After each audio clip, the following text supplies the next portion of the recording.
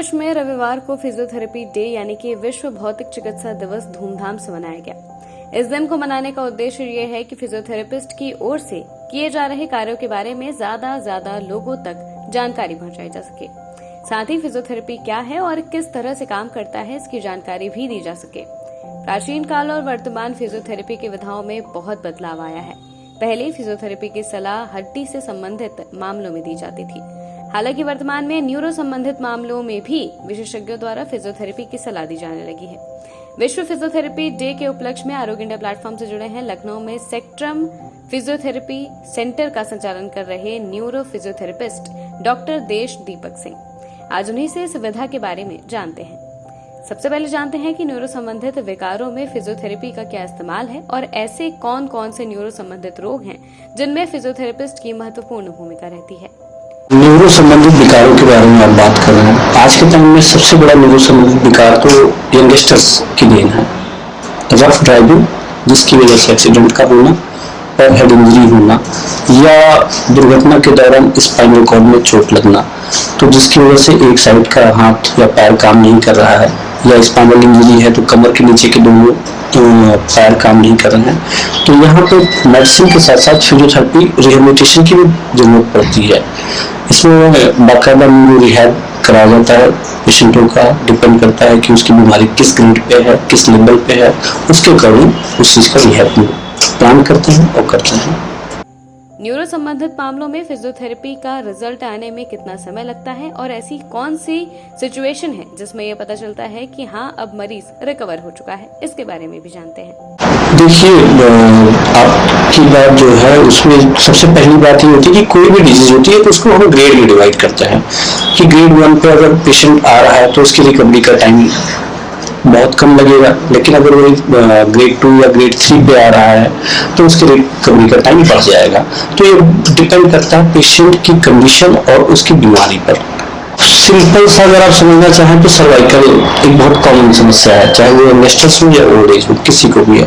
अब simple cervical अगर patient को मेंटेन है कि सिर्फ सर्वाइकल पे हम्प बना हुआ है और हाथ में अभी पेन रेडिएट नहीं किया तो उसको हम ग्रेड 1 पे कहेंगे। लेकिन अगर वही पेन रेडिएट करके हाथों में आ रहा है, एल्बो तक आ रहा है या एल्बो के नीचे आ रहा है, तो ग्रेड बढ़ता जा रहा है, ग्रेड 2 और ग्रेड 3 में जा रहा है।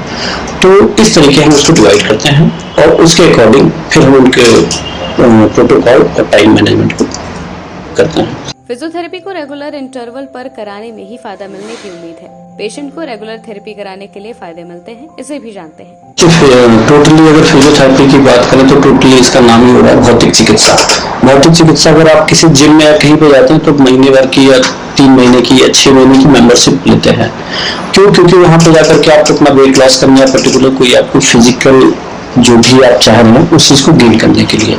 तो फिजियोथेरेपी में भी यही चीज है कि टाइम टेकिंग है, परमानेंट इलाज है, पर टाइम आपको देना पड़ेगा। अगर धैर्य नहीं है तो आप रिजल्ट की उम्मीद कम करें।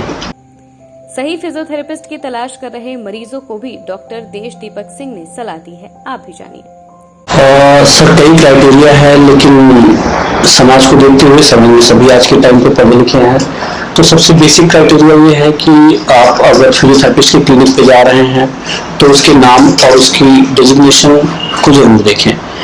क्योंकि फिजियोथेरेपिस्ट 2 साल का हमारे यहाँ डिप्लोमा भी है, वो भी फिजियोथेरेपिस्ट है, उसने 2 साल देकर दिया है। फिर 5 साल का है हमारा 4.5 साल का बैचलर, वो भी फिजियोथेरेपिस्ट है। उसके बाद किसी ने स्पेशलाइजेशन किया, जैसे मास्टर्स किया उसने, चाहे वो ऑर्थो में कर रहा है या न्यूरो में कर रहा है या कार्डियक में कर रहा है या स्पोर्ट इंजरी में कर रहा है, तो वो भी फिजियोथेरेपिस्ट है। तो मुझे नहीं लगता कि इसकी पब्लिक खुद ही समझ सकती है कि उसको कहाँ जाना है। फिजियोथेरेपी की विधा में करियर बनाने वालों को भी किन बातों का ध्यान रखना चाहिए, इसे भी जानते हैं। देखिए, सबसे बड़ी बात यह है कि आप किसी भी फील्ड में जाते हैं, जब तक उसकी टॉप डिग्री हमारे यहाँ की पीएचडी है, तो मैं पीएचडी नहीं करता, लेकिन हाँ आप किसी भी चीज अगर फील्ड में आ रहे हैं तो उसकी एज मास्टर्स आपके पास होनी चाहिए।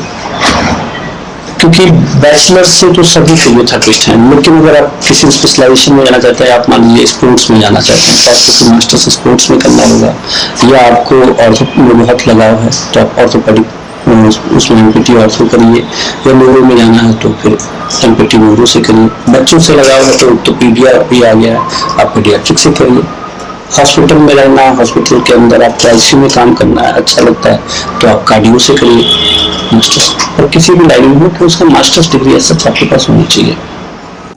जो इस क्षेत्र में करियर बनाने की सोच रहे हैं उन्हें यही सलाह है कि इस विधा में सब कुछ है।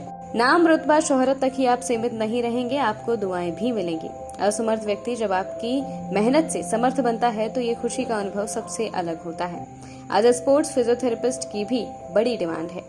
इस क्षेत्र में पाने के लिए बहुत कुछ है, बस आपके अंदर जुनून होना चाहिए। ऐसी ही तमाम जानकारियों के लिए आज ही लाइक और सब्सक्राइब करें आरोग्य इंडिया।